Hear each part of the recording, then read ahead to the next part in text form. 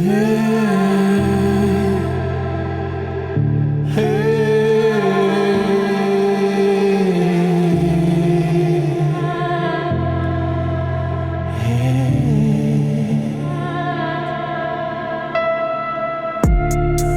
ma olen kriminaal, et sündisin sellesse katkiste südamete dimensiooni? Kas ma olen kurjategija, et ei oska kõike armastada spontaanselt?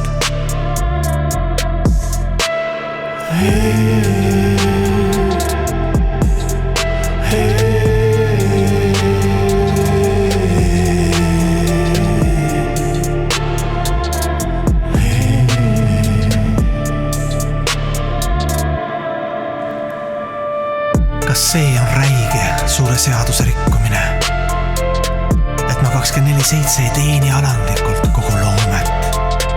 Kas see on vanglarežiim, et ei saa oma madalatest omadustest jagu?